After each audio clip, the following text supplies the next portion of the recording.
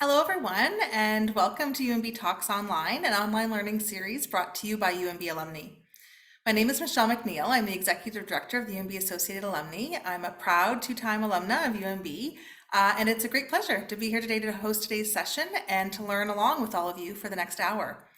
Our topic today is Spring Refresh, a new way to declutter and simplify your home for good.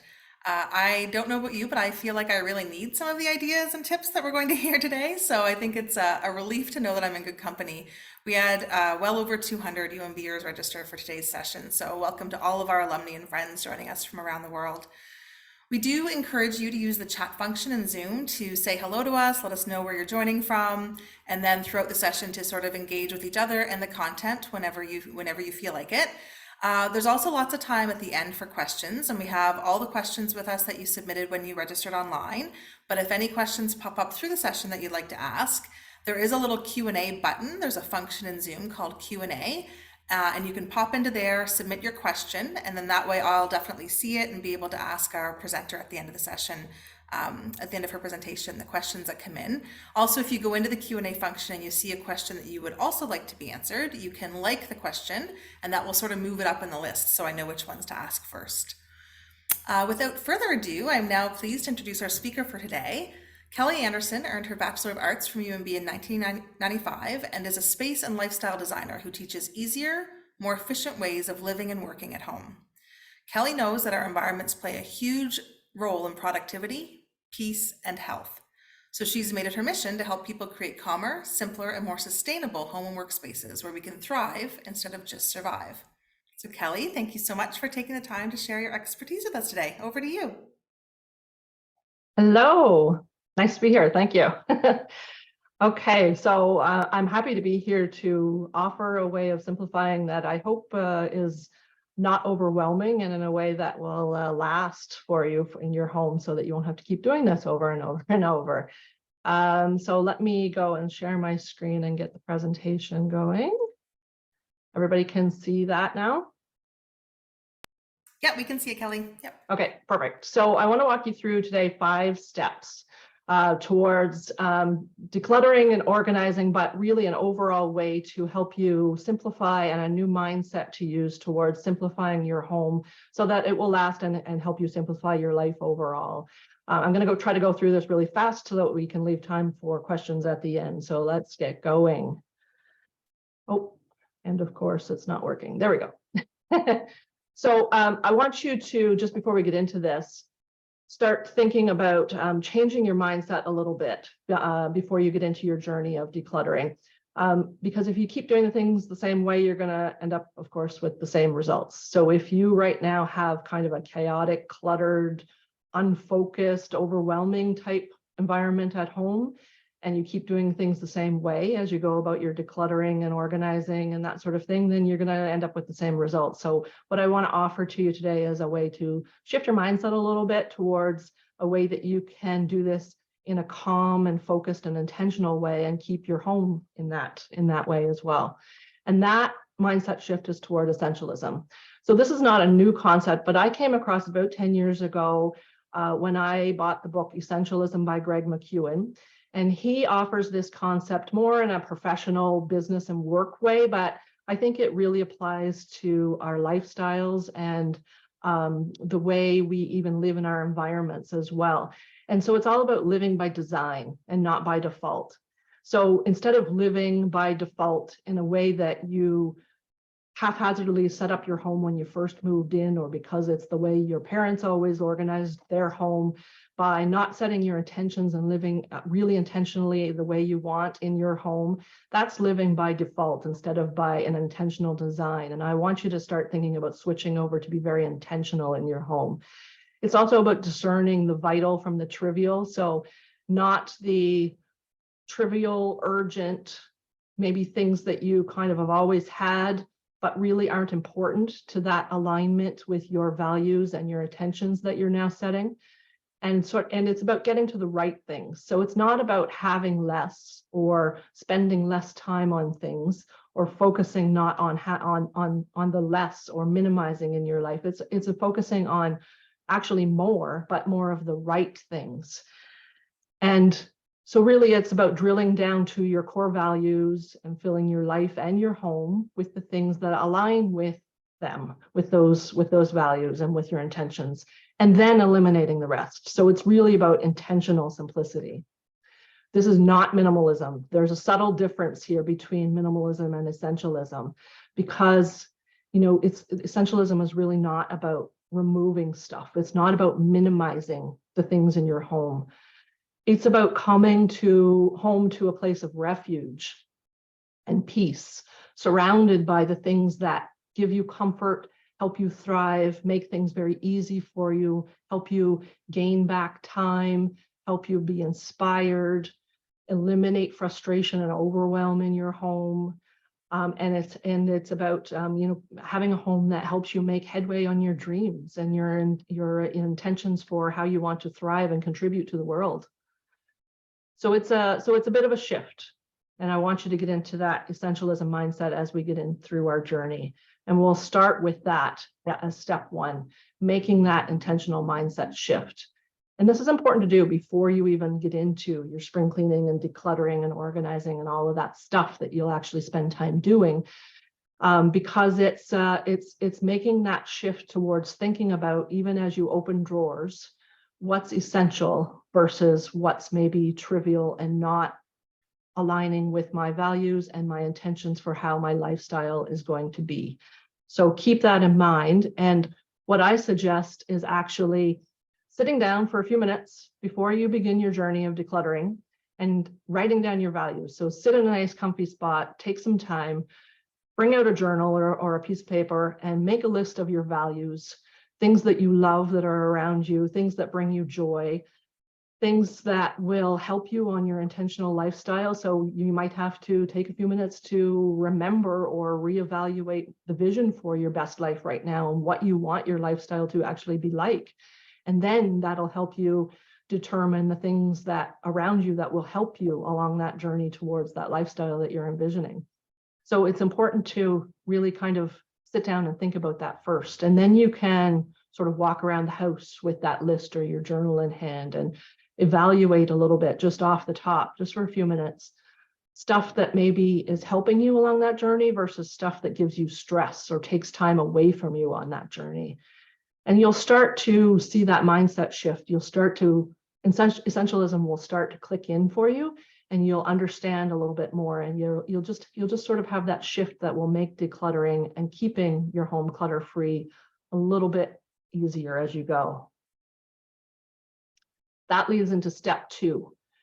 Again, before you get into the work of opening cupboards and cleaning off your counters, take a day to disrupt your habits. And what I mean by this is get into a daily habit of essentialism.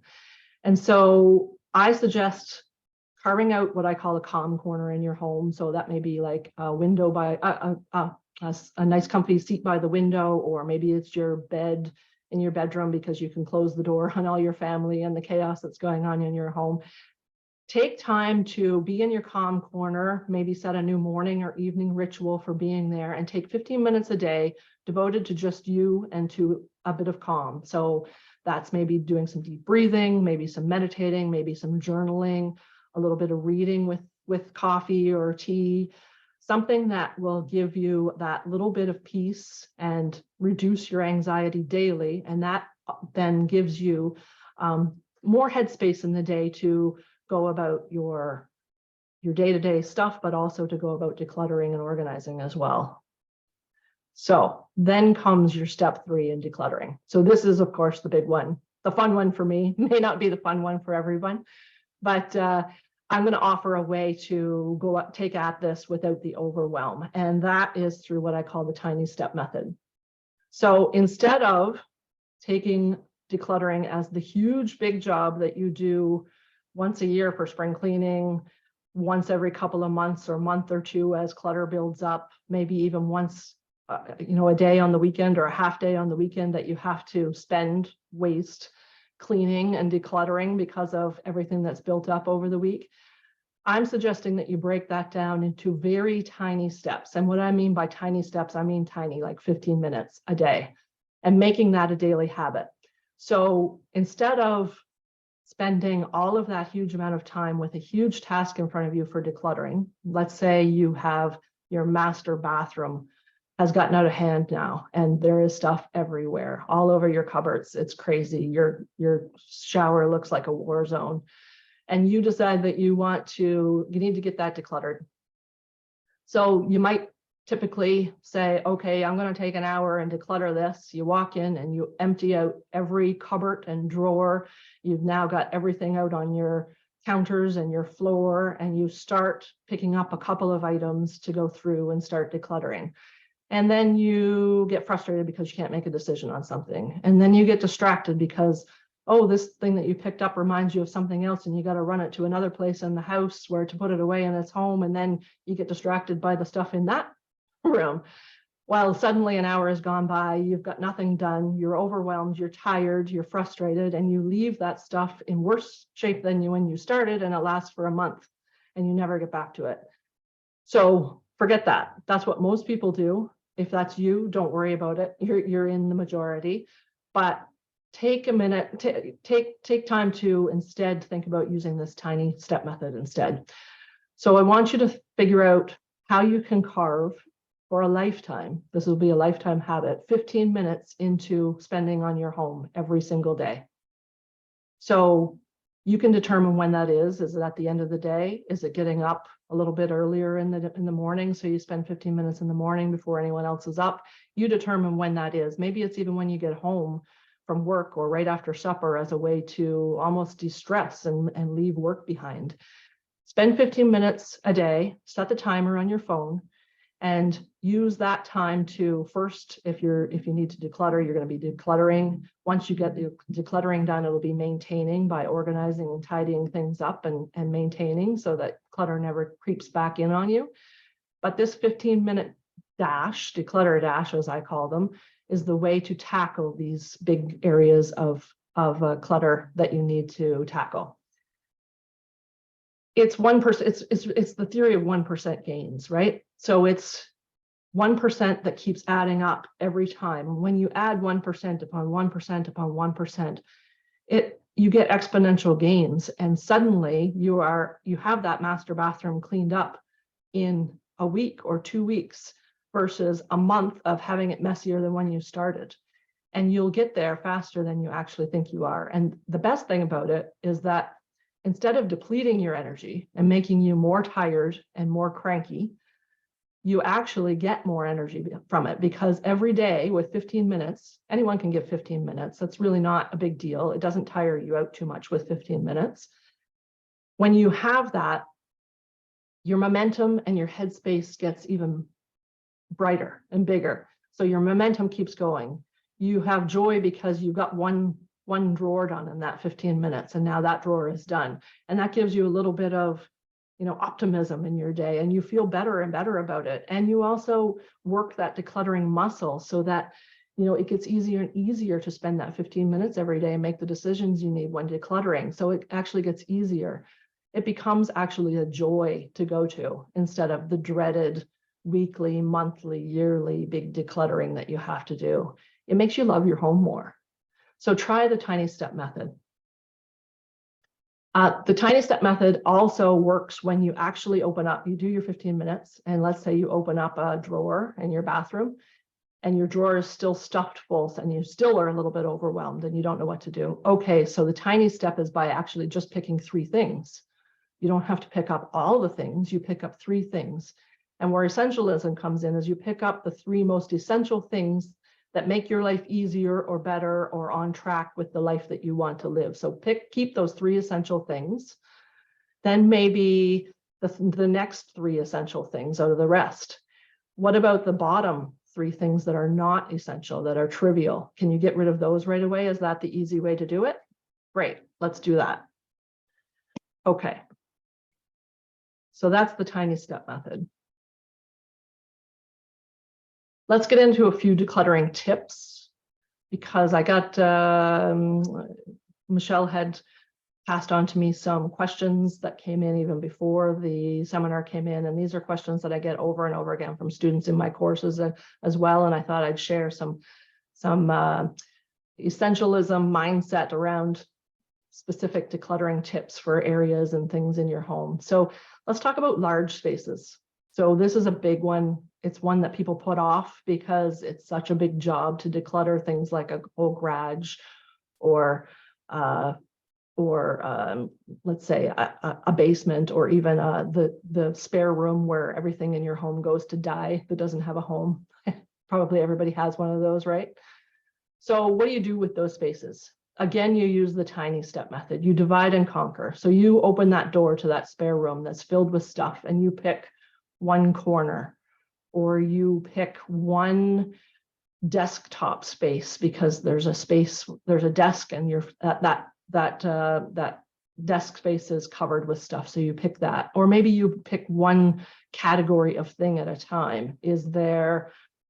Maybe you just pick up one shopping bag because you threw shopping bags in there of stuff that you brought home or the people in your family brought home and you don't know where they go. So you just threw them in there. Pick up one shopping bag, and that's your 15 minutes. And you decide if everything in that stays in the house, then where do they go? You have to make a home for it. So you do that in tiny steps, tiny dashes, one at a time. This will help you take the overwhelm out of it, but it will also help you make more headway than you really think in a smaller amount of time than you really think it will. People often ask what to donate versus what to trash and recycle and that sort of thing. So obviously, if someone else other than you can get some value out of it, find the right place to donate that, whether it's the thrift stores or mission stores, whether it's hospice places or shelters around town, whether it's the Habitat for Humanity Restore or consignment shops or selling it on Facebook Marketplace. There's all kinds of ways to get the things that you have that aren't essential for you, but that might be for someone else, to the right people. Shred or burn anything that has personal info on it, obviously, and then trash and recycle the rest, trying to recycle as much as possible. But obviously, there are some things that will need to be trashed. What to keep is important papers. You are going to have to, keep tax and financial papers and real estate papers and that sort of thing, at least for 10 years. You can find ways to do that either through file folders in boxes, or in a place in one drawer that you keep things, or in an accordion file type of thing that you can buy, or you can scan them and keep them online if it's easier for you to do that. Keep also things that make you happy, make you unique, are meaningful to you, things that align with your values. So as we talked about right up front with essentialism, this is not about getting rid of everything. You don't have to get rid of all of the collections that you have. You don't have to get rid of all of the mementos that you've kept from trips. If those things are meaningful to you, if they inspire you, if they tell your story when people come to visit and they're out and about, and you can then lead to telling stories about the places that you visited, then that's really great, and keep those things. That's not about getting rid of them. It's deciding what to keep that is essential. So use that mindset.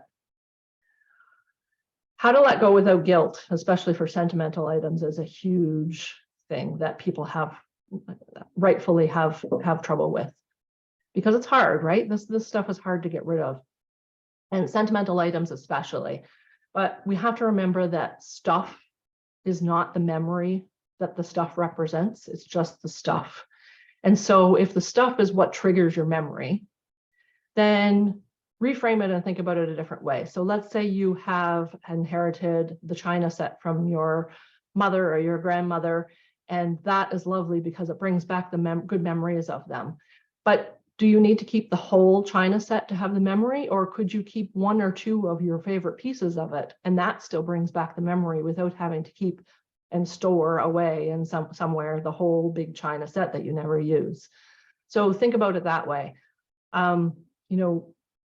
Keeping Keeping the memories alive in a different way, let's say by taking photos of them, is also a good thing. So if you have, let's say, 3, 4, 5, 10 boxes of all your kids' art through the years of school years, you don't really want to give that away because you love the memories that it brings back. But can you keep the most special ones or a few pieces from each era of your kids through the years that will still bring back all of those memories and will still be able to show their progress through the years, and just keep some of them without necessarily keeping them all? Or can you take pictures, take photos on your phone of the rest of them that you don't want to keep in person, scan them and keep them online to be able to look at, but then not have to keep boxes and boxes of all of the stuff? That might be a way to be able to declutter as well. And you have to remember, I guess, a lot of people also have guilt about buying expensive things that they rarely or never use, but they keep them because they feel guilty about spending the money on them, right? And that's common and is fair. But keeping the stuff doesn't bring the value of the stuff if you're not using it. So your money's still spent. It's really still wasted. It's just also that your time and space in your home is wasted by having it still in your home. So instead of continuing to have the waste, why not think about donating that to someone else who will get the value out of the thing, and at least the money's spent and at least the value of the thing is being out there. So that's another way to think about it and remove the guilt of getting rid of something that you spent money on.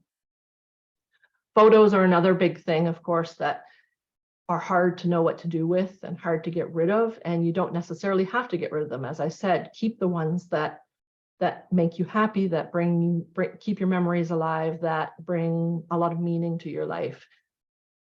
But I think to do this, you're going to have to determine what's the best way that you will actually use them and see them, because most people will keep photos either online in file folders that they never see, or in boxes that are all disheveled and disorganized in a closet somewhere that they never actually go and look at. And the point of pictures is actually to look at them and enjoy them, right? So determine how you might actually be able to do that. Is it best for you to have them online in a file, a presentation, a slideshow that you could put as your screensaver on your TV or your computer, and those photos would then come up all the time and you'd be able to see them and they bring back good memories? That's a great way to be able to keep photos. Or is it actually putting them into the old style photo books, photo albums that you would then keep out on your coffee table, and when people come over, you can flip through them and they inspire stories and great conversations to get going? Determine the best way to actually use those photos and what photos you would want to use in that way. Get rid of the other ones that you don't, and then take the time to do that, and then declutter those photos intentionally, I guess. Want to talk a little bit about family members, and especially if you have kids in the home too, because decluttering and keeping your home clutter-free, of course, is a whole different ballgame when that happens, right? So it's important, I think, to really communicate with your family why you were doing this, why you're decluttering, what you learned about essentialism, why you think it's going to be impactful for both you and your family. So start why it's impactful for you. They've got to understand. They might not care, but at least they'll understand why decluttering and essentialism and leading a simpler lifestyle at home is going to be impactful on you. Is it because it's going to save you all kinds of time on cleaning, and that way there will be more time for you to spend with them or to go do fun things? Or is it going to make you less cranky because you have to clean and pick up all the time, and so you're not going to be nagging them all the time? So, really have a conversation and drill down into why this is important, and then make it super, super easy for them to get on board with this. Now, they're not always going to get on board with it. We know this. It's not always going to happen. But if you make it super easy for them, and they can start getting into the habits of doing it slowly but surely, eventually those habits will take. And suddenly one day you'll look up and realize that your home is only half as cluttered as it used to be by the time Friday rolls around. And that's a great thing. And then you know it's working. So by making it super easy, I mean having organizational systems in place that makes it really easy for them to put things away and to find them again. So a lot of times that means having open things, open containers, where it's really easy for them to throw things in. So example, having laundry baskets in all of their bedrooms and all of the bathrooms that they use, and open so that they don't even have to lift a cover to be able to throw their dirty laundry in the basket instead of throwing it on the floor. So that's an example. Same thing with the entryway, having a basket and a bowl or something to throw down keys, to throw down where papers and mail goes into, where all school things that they bring home goes into, having hooks to make that are on the wall all the time to put things on instead of throwing them on the floor all over the place. Make it really, really easy for them to be able to put things away, or for you even at the first, it may take for you to then pick them up, their stuff up off the floor or the counters and put them in those things. And at least it takes you less time. And then when they go to find them, they're in those containers where they belong and they start getting used to where they go. So that's my tip for children and family members. Wardrobe is also, your wardrobe closet and your wardrobe itself is also a big area that people have trouble with, me included. I find it best to start decluttering this and organizing it with a friend. So find a trusted friend that can tell you the truth. Put on all your outfits, put your outfits together and do a fashion show for them and have them tell you and help you understand what makes you look the best and what feels the best for you, and keep only those things. And so that's a great way to be able to know what to keep along the essentialism mindset again, what you're keeping versus what you're giving away. And when those top essentials start coming out and you know you want to keep these things, then suddenly it gets easier to discard the ones that are at the bottom. When you decide what to keep, organize your closet by category and then by color. That seems to be the easiest way to be able to keep your closet in line and be able to be really efficient in the mornings. So organize, all of your long sleeved shirts together and all of your tank tops together, for example. And those are two different categories. And then within them by color. So all your blacks, then grays, then whites, then colors, all together, so that it's really easy for you to know what to pick out and where to put it back in again. It cuts down on time and on finding things and on helping you make those decisions of what to wear every day.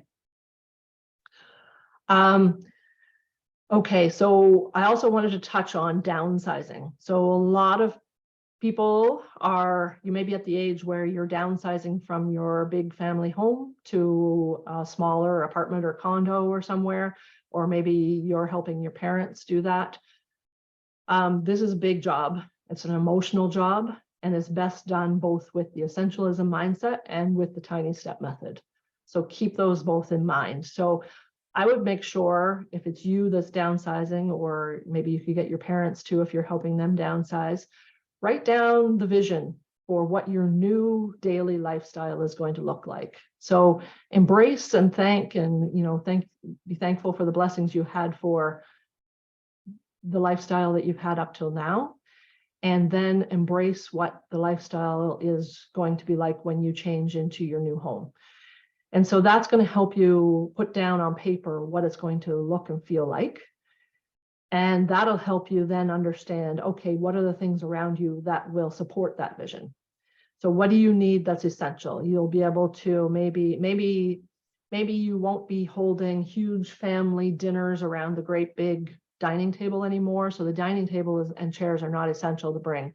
But it is essential maybe to bring lots of comfy chairs for a living area space, to be able to set them up for really good conversations, because you'll be more having people in, maybe family and friends will be coming in and you'll be entertaining them, sitting around and talking instead of having big dinners. Maybe that's going to be your vision of how you'll use your new space. And so having a lot of comfy furniture is going to be essential for you to take.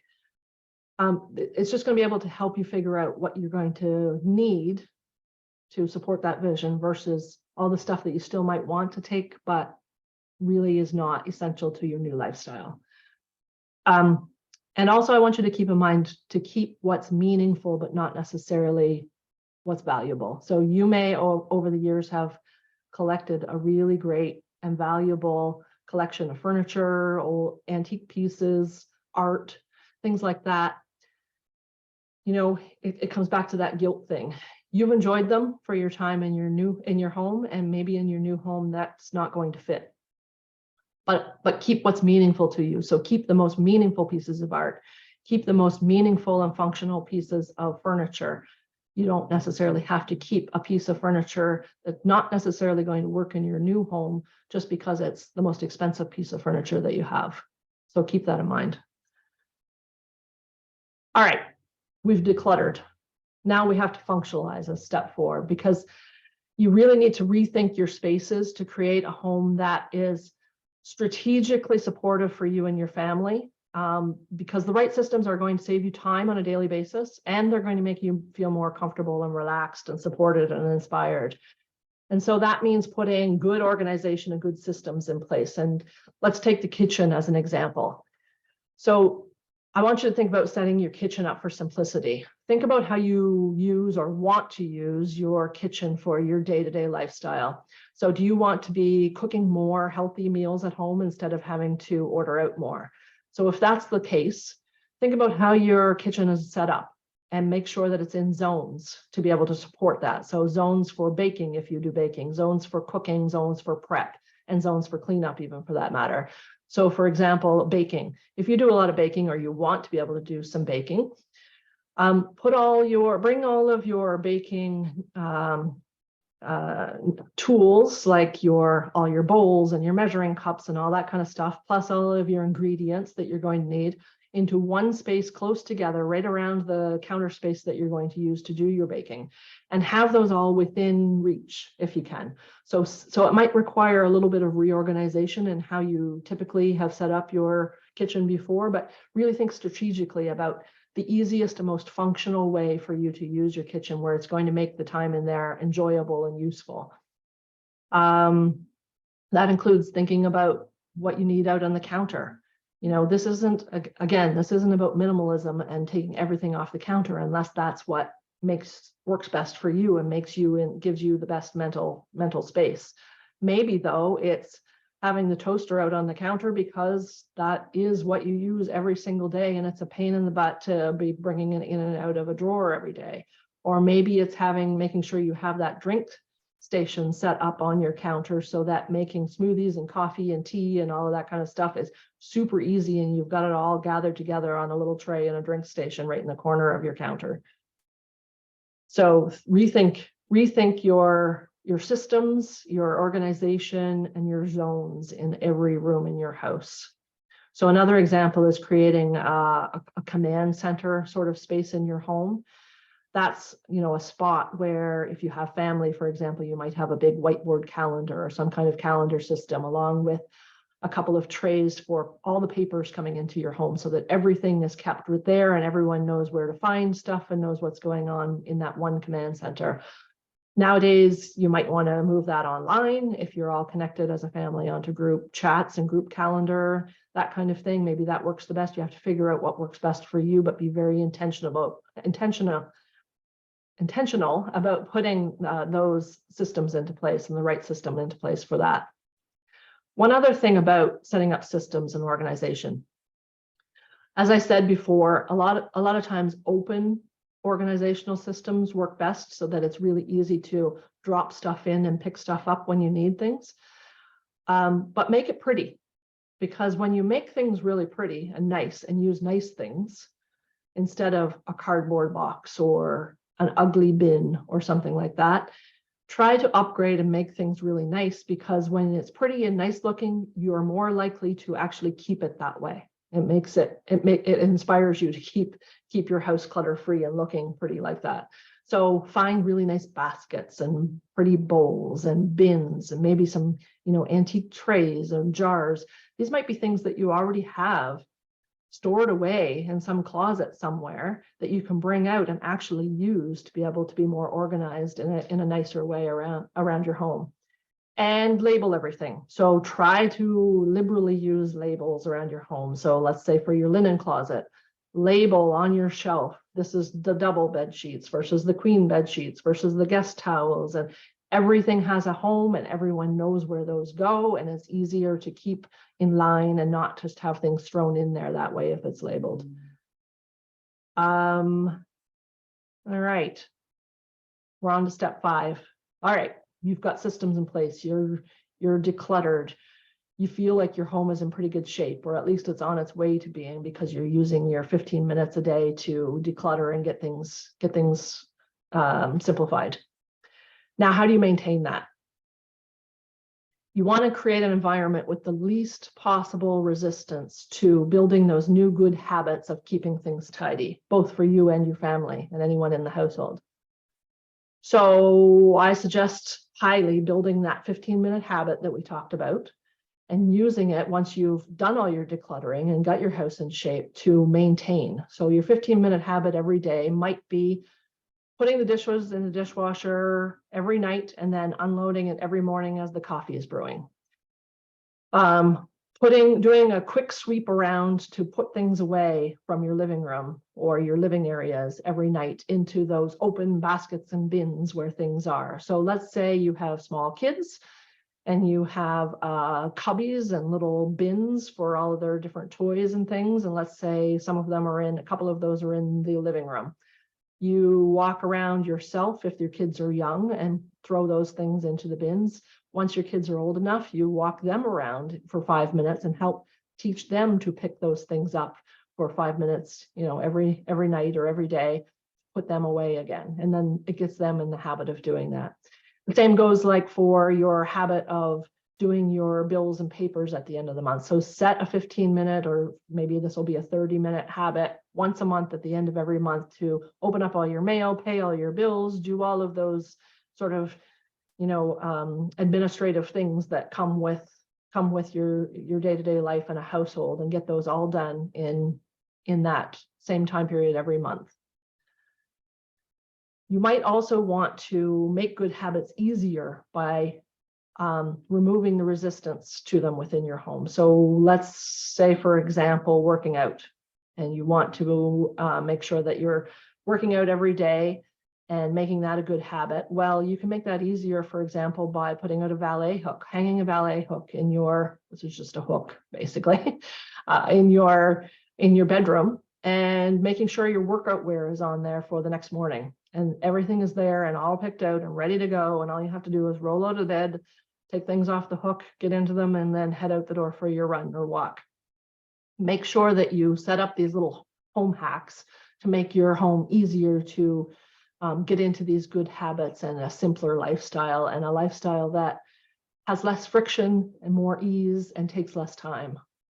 So I've listed a few other things there, for example, like creating a yoga area at home. If you really want to do yoga at home, but it's a pain because you have to get out the yoga mat and move some furniture around every time to be able to do it, you're less likely to do it when you do that, when you have to do all of that stuff. So is there a spare room that's hardly ever used, and you could actually set up a small little yoga area that's all set up all the time for you, and it takes that friction away from actually doing that practice?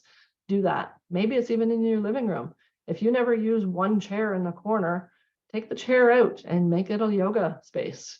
Do what's best for you in your home.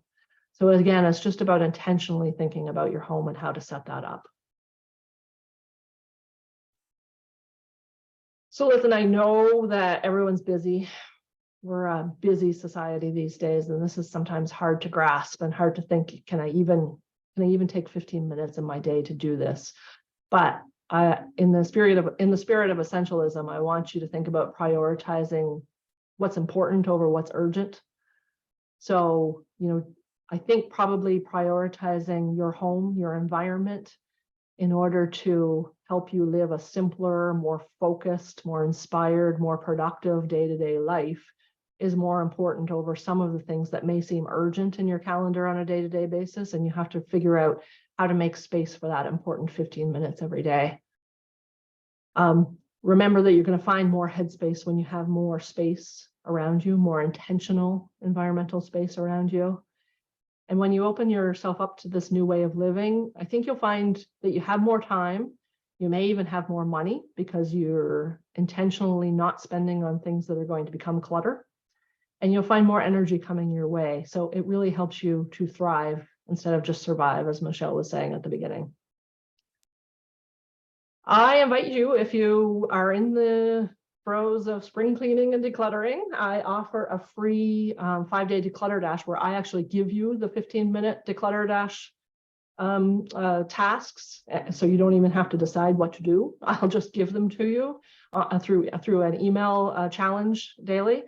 If you want to sign up for that, you can go to my website, simplehomesimplelife.com /declutter dash, and it's there, and you can just sign up for the emails that you'll receive, and I'll give you coaching along the way in this essentialism mindset to help you build that habit up. So I invite you to do that.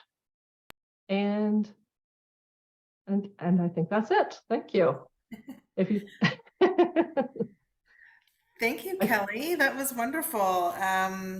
It's we know each other from a different in a different capacity, and so it's really interesting for me to see and hear the other work that you do in the other part of your life. So that was a lovely presentation. Thank you for sharing that with us. And we had lots of questions from people when they registered, but you incorporated most of those into your presentation, so that was helpful too. But I'm going to ask a few if you've got a few minutes. We'll ask a few other questions. So one of the things you talked a little bit about how to decide, what to keep in terms of photos or sentimental things from family, but do you have any ideas from a sort of design or storage perspective on how to keep those things? So the things that you've made a choice to keep these photos or to keep, this paper or these pieces of art from your kids. Do you have any ideas on how to then either store them or display them? Yeah, I think the key thing, like you said there, is display them. If you keep them, it's things you want to either see or use all the time, right? It's not if you store stuff away but never look at them or use them, that's the sign that you don't really need them. So getting them out front and center is the key, I think. So let's say for your kids' artwork, putting them in frames is great. And what my mom has done with her grandkids' artwork is have one sort of a good size frame and has a new picture in them each year from artwork that they've done over the years. And she just keeps adding to it. So she'll have, like one from grade 1 or something in the front, and that's the display for the next year, for the year. And then the next year she'll put grade 2 in, so it's displaying in the frame, but she'll still have the grade 1 one behind. So anytime she goes to, take a look back, there's going to eventually be 12 or 13 pieces of paper there in the frame that will actually be sort of a chronological display of the kids' artwork. So that's a great way to be able to display some things. You might even want to make a gallery wall of some of the pictures and artwork and stuff of your family over the years. That's a great way. Going up the stairway is a good place to do that a lot of the times. Having things out on shelves, collections, for example, that you want to keep, let's say mementos from trips. The key to keeping those and displaying those in a way that doesn't feel cluttered is grouping them together. So group like things together. Let's say you collect sea glass from your trips, from wherever you go on beach trips.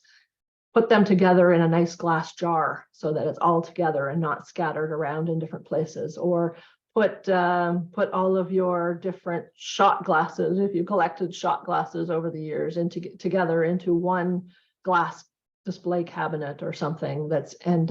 Maybe put it into a tray so that they're, to the eye, visually, it looks like it's just one display, even though it's 12 different shot glasses, but they're all together, so it looks like one thing to your eye. That's a way to display things without feeling cluttery. I feel like you have an eye into my home with both of those things. So my husband and I have both collected shot glasses from travels a lot over the years, and it feels like every day kids come home with something new that they've painted or drawn that they want you to display. So that was really helpful. Thank you for that. One of the questions that was submitted is something that I would love to know the answer to as well, because when I think about how much decluttering I need to do in my home, I get stuck on then what to do with it. So the stuff that we've decided isn't essential, that we need to get rid of. Do you have like suggestions for where to donate or how to donate, or that part's overwhelming to me. I could probably make some decisions, but then it's just going to sit in my entryway for weeks. Yeah, that's common. It sort of depends on what it is. It depends on the community that you're in. So you have to do a little bit of research into the best place in your own community. But for example, in New Brunswick, we have thrift stores, we have mission stores around town that are really great for providing people in need with those things that you're donating. There's also, it's also great to donate a lot of times to, like, for example, in Fredericton, the Greener Village Food Bank has a clothing display, and that actually goes to people in need. So for clothing, it's great. That's a great option for donating. The women's shelters and like hospice and places like that often need household things. So think like toiletries and towels and even kitchen appliances and things like that, small things like that. Those are good places to donate to. For things like old bedding and old towels and that kind of stuff, where you really wouldn't like give it to someplace to reuse and sell, but veterinarians and the SPCA are always looking for that kind of stuff. So that's a good place. I never would have thought of that. That's great. Yeah. Yep. And then the Habitat for Humanity restores that are around, that's also a great place for some furniture, for household stuff, for building supplies, garage type stuff. They love that. They love to have that kind of thing as well. There are also agencies that will come and pick up big stuff for you, big furniture and stuff like that. So rely on that, and it makes it really easy. You can just go online and find those and the ones in your community that can do that. A lot of people say, well, should I be selling stuff versus donating stuff? In my opinion, it's way quicker and easier and much less hassle to donate rather than to sell. You can definitely try to sell some things, especially high value things that you could get some money back for. Facebook Marketplace, of course, but it takes a lot of time. So you have to weigh what you're going to get back from that versus the time and frustration that's going to take for you to sell it. So that's a personal decision. Yeah, that's a good point. Someone was wondering about avoiding the clutter from the beginning. So I think we started this session around, we're in a cluttered environment. What do we do from here? But they're asking more like, is there one question or a couple of questions before you purchase something that you sort of work through it when you're making those decisions before bringing the clutter into your home to start? Yeah, that's why it's important for that step one, and really sitting down and being intentional and even writing out your values, your intentions for what your day-to-day lifestyle is going to look like, the kind of life you want to have in your home. And so making sure you have that, I like to have it written down, because when you're in the throes of shopping and you see something that you really want, it's really easy to ignore that. But if you write it down, it sticks in your mind, in your memory a lot more. Write that down so that you keep that in mind, and say, with every purchase that you want to do, say, okay, does this align with that? Does that align with helping me thrive in the way that I want to thrive? Is it just going to be clutter because it's something that's cool and I think I'd want it, or is it going to take up space and be an opportunity cost for something else I could do in that space? So you have to you have to learn to be a lot more intentional with the purchases. And the bonus is that also helps us be a lot more sustainable in our consumerism, because that's a huge concern right now, and is cutting down on the consumerism that we bring into our Western day-to-day lifestyles right now. But being more intentional and starting out building a simple home and a simple lifestyle will really be helpful for that. We have a question from Noreen that is, I think, really helpful for a lot of people. Wondering if you can give some examples of intentions and values for that intention setting. Like, so you don't have to share your own, but like, can you just give some examples of what someone might write down when they're talking about their values for how they'll live in their home? Yeah, like I think you want to decide what kind of lifestyle you and your family want to have. So for example, okay, you want to have a healthy lifestyle, so that means exercising and eating healthy. So your kitchen will need to definitely be set up to be able to make that easy for you and your family to do. your space, maybe you have extra space. If you're going to work out at home, you need space to be able to set up, to be able to do that. And so that means maybe turning an empty bedroom or a space in the basement into someplace dedicated for that, instead of for storage or for something, watching video games or something else, right? Or maybe it's you're wanting to, what you really value is learning, lifelong learning and learning new things. And so you dedicate a space just for building a new hobby and doing that hobby at home. You could also think about what maybe you value family and friends and entertaining and having them over. So does that mean, what do you value most? Do you value most having them over and sitting in a circle around your living room, talking and chatting and having drinks in the evening? If so, then your living room and having that conversation zone becomes your value. If it's more, you love to cook, and so you love to have them over for dinners, your dining table and your dining space and making sure that you have enough room and the setup that's easy for entertaining that way becomes your prime value. So it's sort of thinking through how you want to enjoy life at home and how it's going to help you live the lifestyle that you want, and then drilling that down into setting up your spaces to support that. Oh, that's really helpful. My mind is already racing while you're talking about that, about the changes I need to make in my own home to reflect what our values are. So thank you for that. Well, we don't have any other questions from anyone in the session. If you do have a question, you can pop that into the Q&A section. I guess the last question that you didn't really cover in the presentation, but I think I probably know why, but I'm going to ask it anyway. It's from the perspective of, we have many people who joined us today who told us that they're planning on downsizing, like they and their partner are planning on downsizing. But this question is from a little bit of a different perspective. It's if you have a loved senior in your life that they need to start downsizing, do you have any tips for how to get that started? So they've not decided they need to downsize, but they probably do need to.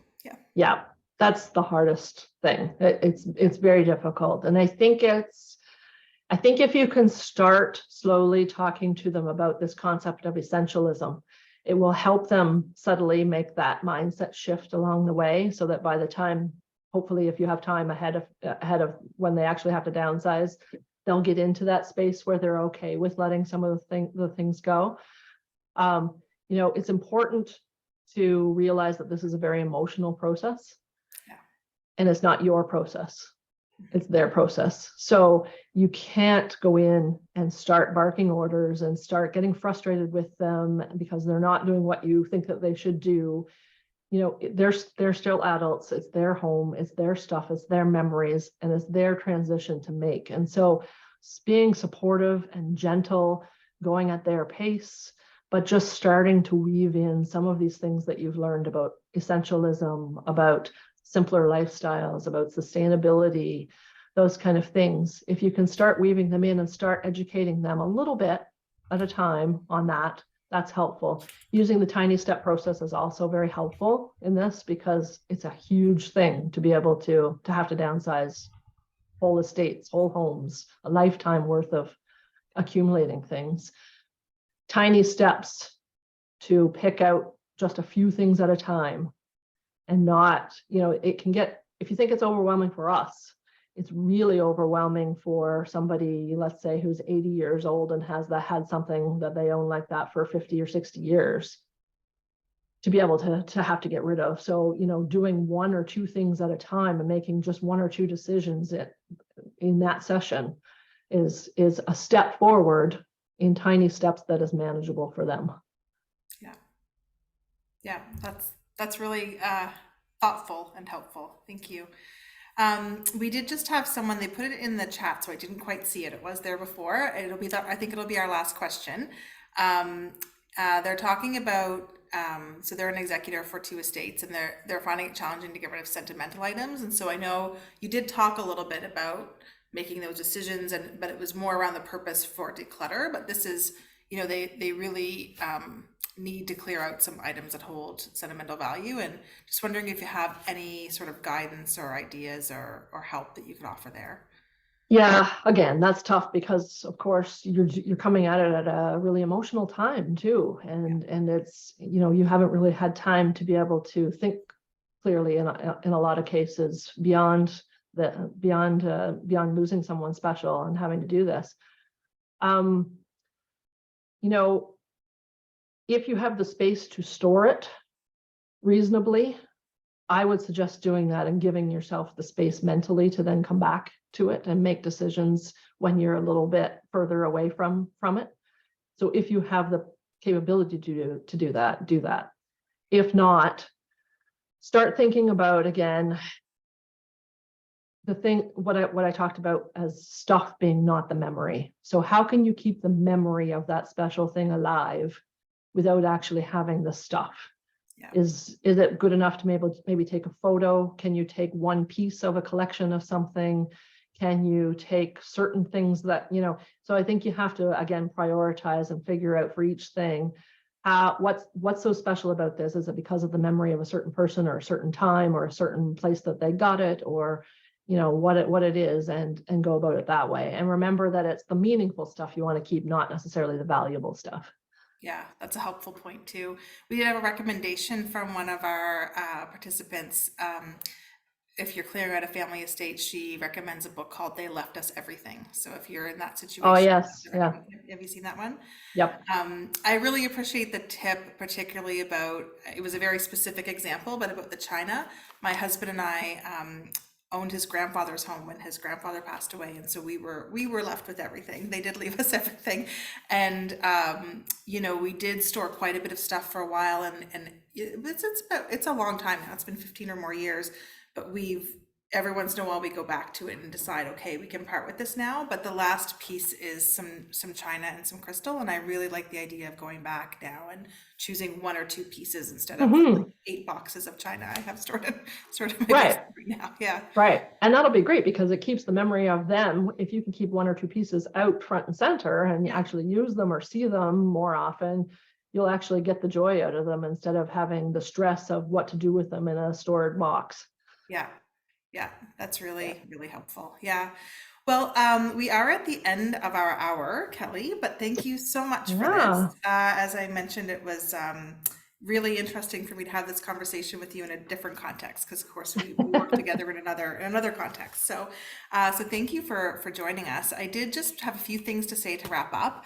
I did have some questions about whether or not the recording would be shared afterwards, and so we do share the recording. We will email it out after the session to everyone registered. But we also post all of our webinars on our UNB alumni website. So it's just unb.ca/alumni. And so all of the recordings of all of our webinars are up there. So you can check this one out. And also if there's other topics, there was one we did in January around defining your core values. So maybe you want to go do that one and then come back and do the one that Kelly just led us through. But they are all available. Kelly's also doing a draw for 5 lucky participants who took part today for her Live Simple online course that does coach you in simplifying every area of your home and life. Kelly's going to do that draw a little later on this afternoon, and we'll be in touch with those 5 lucky winners.